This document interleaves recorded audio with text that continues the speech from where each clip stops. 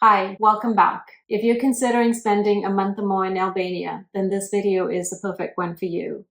We have just wrapped up our slow travel through Albania, and we're going to be sharing our real pros and cons of living in this coastal town of Albania. From affordability to daily life quirks, you're going to be getting our honest takes based on our experience of living here for almost 3 months. Let's get started. Hi, we are Dharmesh and Kiran from KD Travelers, two early retirement slow travelers sharing our journey and knowledge to help others do the same.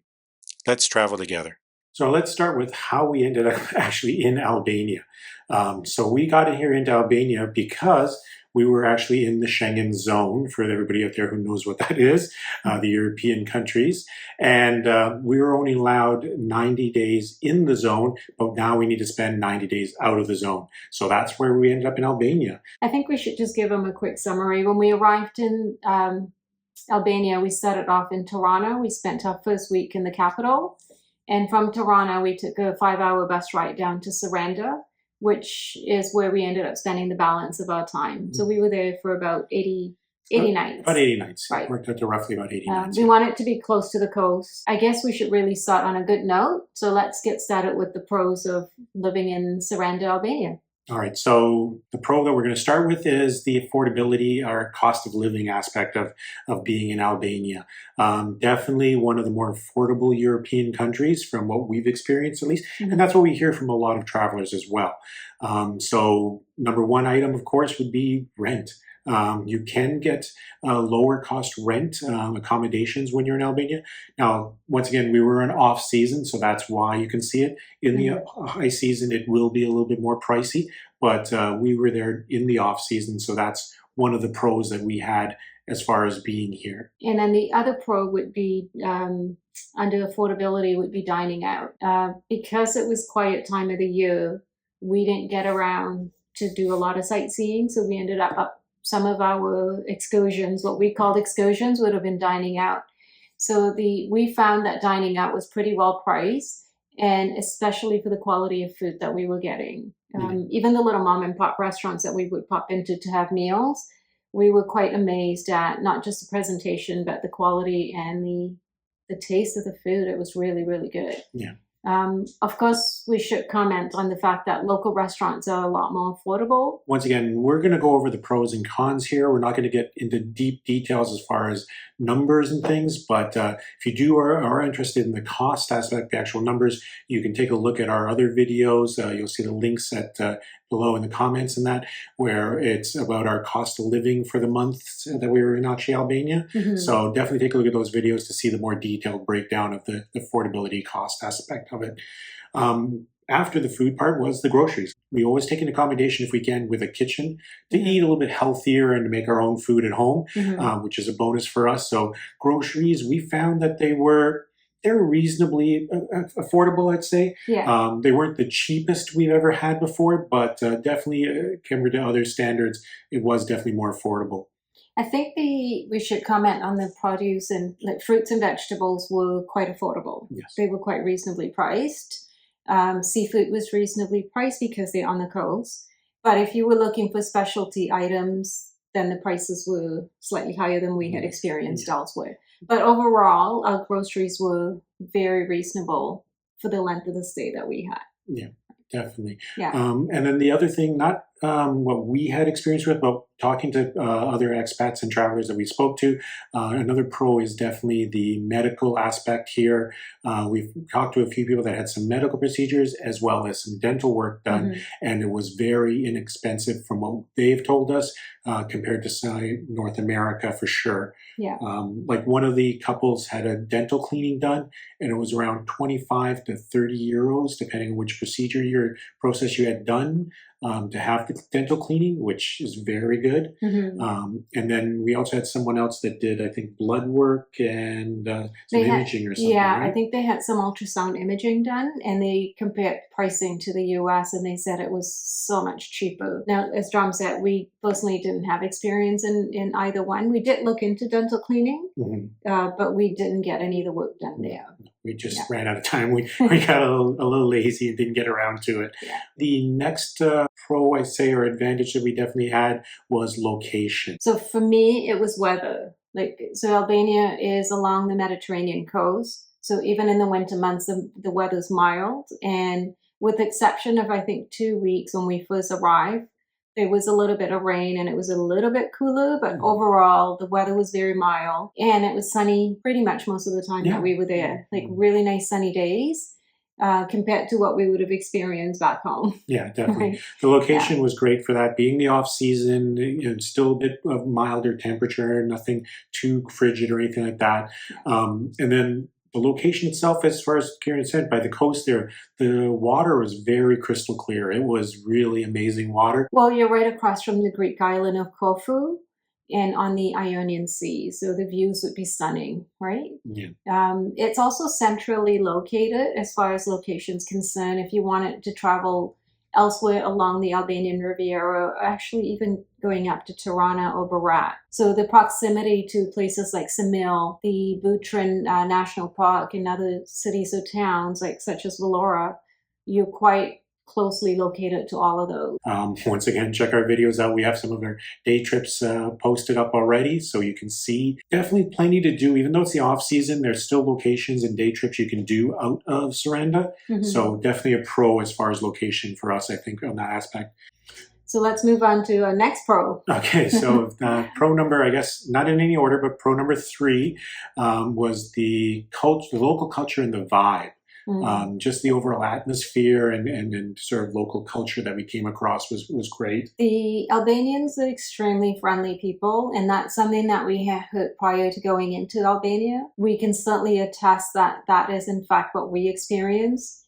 Everyone that we came across have really become lifelong friends. I think when we were leaving, it was really sad to say goodbye.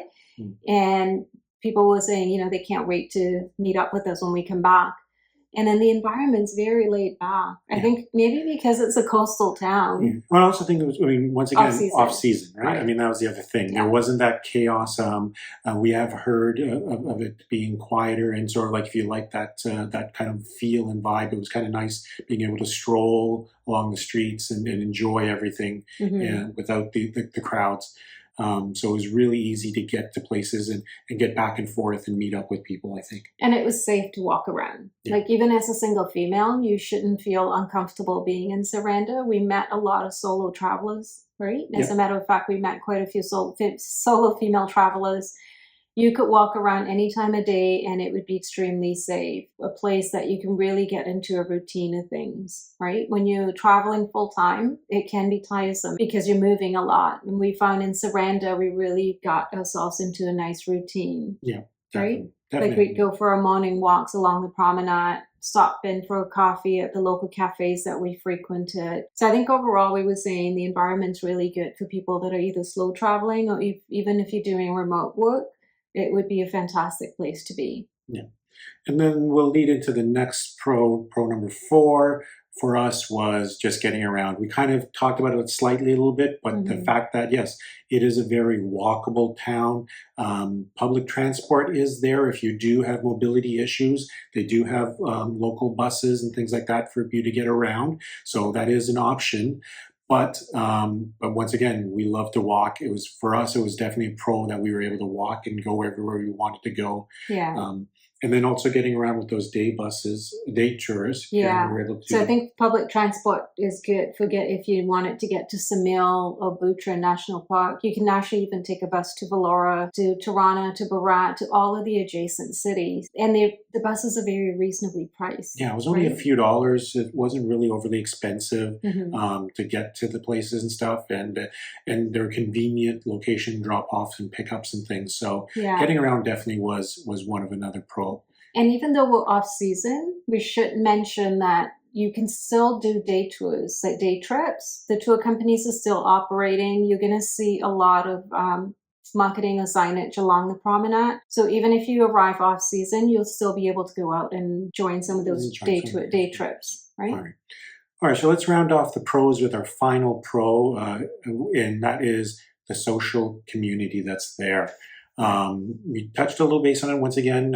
It all mixes in together over the overall experience, but there's a good mix of the local hospitality and expat community. that was something that we had not come across in the past year or so that we've been traveling, where there was such a big group community that we were able to get in touch with. There are in other cities, but we weren't able to easily access them, or we weren't out looking for them. We just sort of came across this group and we loved it. They even got together every Sunday for a brunch. And we met a lot of people that way, I think, this time around. And then I think there was also a hiking group that met weekly. Yeah. And the other one was, there's also a bar in town called the Buzz Bar. Mm-hmm. And that's where a lot of the expats would hang out. So if you're new to the area, it's a great place to pop in to the Buzz Bar so you can meet other expats. And then the other place that we found that a lot of the travelers or expats go to was Marini Restaurant. They're located just one street off the promenade, and that's a nice location where you'll probably run into people. I think socially what was nice about Saranda was there was a good mix of expats as well as slow travelers that were passing through. And once you've been there for even the first couple of weeks that we had been there, we met some of our expats friends or slow traveling friends.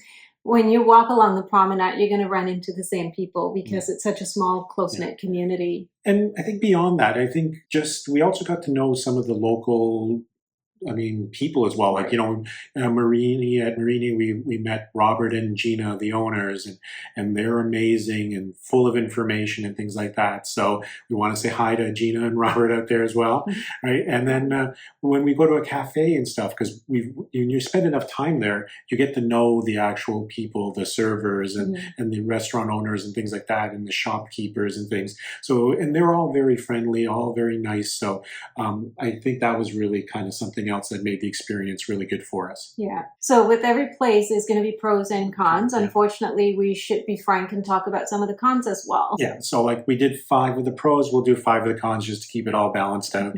And that way, we don't want people to think that we're just saying all the positive, nice things, because, when we're doing our own research, we want to know what it really is like. So it benefits us knowing some of the cons. And these are things that we personally found as cons. Not that meaning that everybody will, but these for us were our cons. Right. So con number 1 was, because it's off season, there's going to be a lot of things shut down. Yeah. So that includes restaurants and other services. It is a coastal town, it's a beach town. So if you're looking to show up in, between November to April and expect the water to be nice and warm, that's not the case. But we found even though there were a lot of things closed, there was enough that we could access during our stay. Yeah, right. There was enough restaurants and locations and shops and things that were open. Plenty of grocery stores open, little markets, and then restaurant-wise, we found enough to keep us fed for the 3 months we were there. Remember, there was a whole section of the town away from the beach. I guess it's the east. Yeah. The east part of town. Pretty much everything on that side of town is closed. So that's something to keep in mind, like depending on where you're looking for rentals, like you may want to consider being a little more strategic, staying centrally, because there are parts of the towns that are pretty much shut down. And we would during our walks, we would come across many places that we wish were open, but unfortunately they weren't. Yeah. And there's going to be limited activities. Like all of the water sports that are available during high season will not be available off season. Okay, so on to the next one then. Which is transportation. Okay, so transportation cons. We had some pros about the transportation, but there are also some cons. So what do we have for the con parts of the transportation? So Albania, unfortunately, there's only one airport, which is located in Tirana. And if you're planning to stay in Saranda, if you're flying into Tirana, keep in mind that you're going to have to get yourself down to Saranda. As we said previously, we took a public bus, which took about 5 hours. You can also rent a private driver through taxi or other means to get yourself down there. So it's a long commute. And that's something to keep in mind. If you're flying in and out, that's the only airport. Yeah, well, it's the only airport for now. There is one apparently that's under construction in Vellore area. Now, it's controversial on when that'll actually be ready. When we've questioned locals on it, we've sometimes gotten laughs because it's sort of who knows when it's going to be ready. Yeah. So hopefully within the next year or two. So if you are looking at considering coming in, depending when you are looking, there might be another option. Take a look. But as of right now, there is no really open date for that new airport. Yeah. And we also mentioned, we've mentioned previously that you can fly into Corfu and ferry across to Saranda, but the ferries are limited off season. And we don't know about flying in off season because we didn't do that personally. So if the flights are available, keep in mind the ferry only runs once a day in and out of Saranda. So you may have to spend the night in Corfu. So those are the limitations as far as getting to Saranda itself. Yeah, depending when your flight arrives. If it arrives after the ferry's left for the day, then you're going to have to spend the overnight till the next morning when it comes in. But once again, I think in roughly around the middle of March or in March, they start ramping up the number of ferries. So it all depends on when you do come in. So the next part of Transportation Con was the buses. So the buses they do have buses and they are quite readily available, but they are infrequent off season. We can speak about Vellora, for example. We wanted to do a day trip to Vellora, and we were really limited because the bus that would take us to Vellora, the length of time it was going to take to get there, we would basically have maybe 2 hours to look around town before we would have to hop on bus leaving Vellora to come back to Saranda. So yes, the buses are available, but the schedules are less frequent because it's off season. They're improving it, and once again, their infrastructure is under works to get better, and hopefully they'll have, the information we're providing right now is current as of right now, but hopefully it improves, and they have more scheduling out, and the buses are more frequent. Or they might put more lines in. And there's also, in case people are wondering, there are no trains within Albania, so you won't be able to travel around using any trains. And then for our next con is keeping in mind that Albania is still a developing country. There are some infrastructure issues, right? Such as the occasional power and internet issues. When we were there, we had lost internet 2 to 3 times. Yeah, it was 2 or 3, very short, but 2 For to 3. us, it was very short, but our friends that were living elsewhere in a different building, they had lost internet, or they didn't have internet access for much longer, right? I think it was almost a day or half a day that they didn't have it. And we were also told by the expats that live in Saranda that, again, depending on where you're located, your power outages could be a bit longer as well. Yeah. And then Saranda itself, where the coastline is, it's fairly flat, but then anything from the coastline up, it starts getting hilly. So the town. You mean from the promenade? From the promenade, that's right.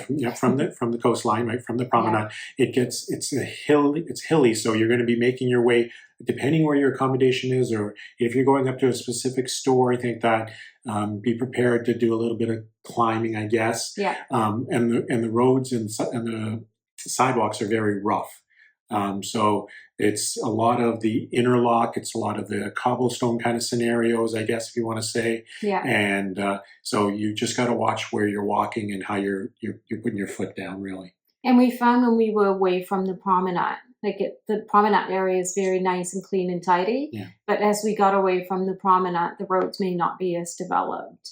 I think part of our issue was also a lot of the construction is being done off season because they're preparing for high season. That's right. So we were running into some of the issues with the sidewalks away from the promenade because of that as well. So as they've been redoing the sidewalks, they've been nice and smooth, and they've got the nice design and patterns. They've done it with the stones and stuff. So they are making those improvements, as Kieran said. They're developing, and there's a lot of construction going on. So you do see that in the next 5 years or so, it's going to, even hopefully sooner, it's going to look so different. And the roads are quite limited in Saranda because it's a small town. Therefore, they get quite busy. And we noticed as we were leaving, the roads were already getting pretty busy. So you hear a lot of honking. Yeah, there's a lot of honking. A lot of the roads are one-way roads on the center area. And so you get a lot of sort of honking that way, a little bit of a traffic jam, and parking is an issue. So we didn't have a vehicle while we were here, so we didn't have to worry about it. But from as we were walking around, we can see there are people. We even saw people, getting into little arguments about a parking spot, right? So parking is limited in that aspect, and it's off season. So we can only imagine what it would be like during high season as far as parking is considered and traffic. So that's something to consider if you actually are looking at driving into town or renting a car, is parking. So let's move on to the next con, which is limited dining variety. Yeah, we mentioned that during the off season, a lot of the restaurants and places are closed, which is correct. But on top of that, it's the type or variety of dining. It's very limited. So that was sort of the next con that we had. We did find, local food, which is great because that's what we love to do. But the only other food outside of the local food would have been, I think, pizza we saw, pasta, and seafood places. Those were basically it. But you weren't getting a lot of other kind of foods with spice or flavor as far as, any other sort of kind of meals. I guess if you're looking for a variety as far as international cuisine, that's going to be limited. Whereas when we were in Toronto, we were able to access different international cuisines. But I think it's just a matter of supply and demand, right? So we're not sure if maybe during high season they have other options that we would have. There might have seen some more, correctly. But so I think for us, it felt, when you're there for 2 to 3 months, if it's the same food and the same types of food, after a while, it's repetitive. Yeah, it's repetitive. I mean, look, we loved the food. We're not complaining about that. Don't start getting, I don't want to see all the comments in the bottom that the food's amazing. Yes, the food is amazing here. We loved it. But every once in a while, for me, because I like spice, I love stuff that's hot. To find something that, the spicy was hard. So that's what I mean by, the variety, because, I just wanted to change it up a little bit in that aspect. I was perfectly happy with all the food that we did get. But just for some fun, I wanted some spice now and then. Yeah. I think it's just so people are aware too. We're mentioning it so people are aware of what's available when they're in the area. There is one new Burger King. There was a Burger King. We didn't enter it. We didn't even bother trying it. But right on the main strip area, there is a Burger King, apparently, that we were told that just opened up within the last year. So that's I guess the only fast food like chain restaurant that actually is in Saranda. Everything else is local shops and ones that you don't find out in other like North America or anything like that. The only one was Burger King, which we didn't go to. Yeah, we tried another restaurant though where we have burgers, right? At Nomad Burgers. We tried a local place just to get that burger fix that I needed, and which was good. It was locally homemade. The patties and everything was sourced locally and made locally, and it was good. Yeah. So let's move on to our next con, which is also the last one. Yeah, it's our final. It's number 5. It's the fact that it's a cash economy. So a bit of a surprise because we didn't know a lot about Albania when we were first coming in. Always try to get prepared, get some of the local currency. You cannot purchase Albanian lek anywhere but within the country. So, if you're looking in your home country to get some currency before you arrive, you're not going to be able to. It's a closed economy in that aspect. You have to wait till you get here, withdraw some money from an ATM or go to a bank or anything like that to get the local currency. But having said that, they had probably one of the highest number of currency exchange places we've seen in a while. For the size, I mean, for the size of being the country it is in development, there was no problem finding a place to do money exchange. It is a very currently cash-based place. Saranda, definitely. Toronto, you can get a lot more of the tap involved there, use the credit card, but in Saranda, a lot of it was cash-based. There are some places that do take cards. Yeah, some of the restaurants took cards, and the grocery stores, some of them took them. Oh, actually, all of them took them, but some had a limit. But overall, I think it wasn't difficult to either access currency. There's plenty of ATMs, as Drum said, currency exchanges. There's plenty of them around, and there's plenty of banks around to get your money. So that was all of our pros and cons for the duration that we stayed, which was 80 nights. And that's really our honest take for being in Saranda, Albania for almost 3 months. And frankly, I have to say, when we first arrived, like Drum's usually a lot more open about it, open to new places. Like I had mixed feelings. I think my first 2 weeks there, I was thinking, you know what, this is too small. There's really not much for us to do.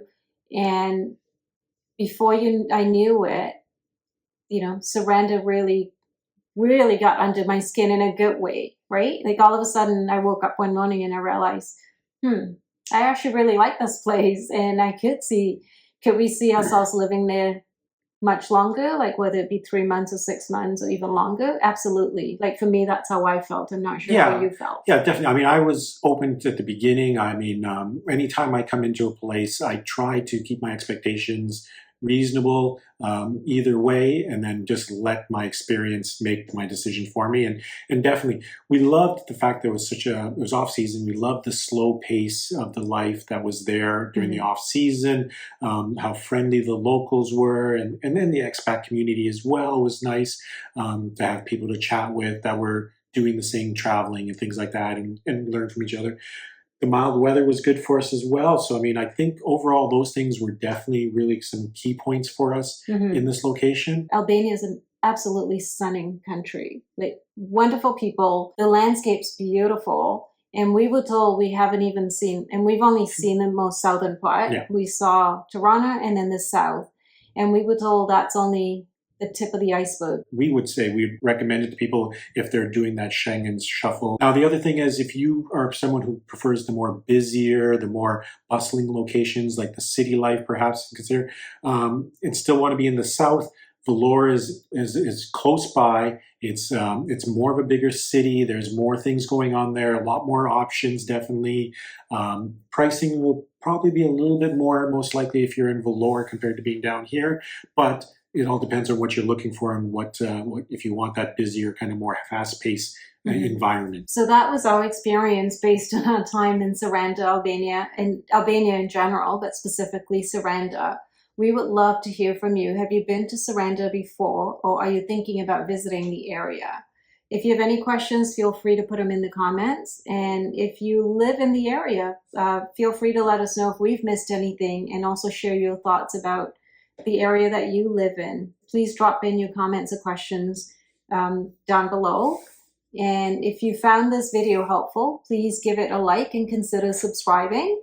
We do post weekly videos about slow travel where we talk about retired life abroad and what it's really like living this lifestyle. And if you're curious about our day trips, whether it's to places like Samil, Butryn National Park, Vlora, Gjirokastër. And also, if you're interested in our cost of living for the months in Albania, we've got those broken down by month as well. Take a look at those videos in our list below. Right. So until next time, let's travel together.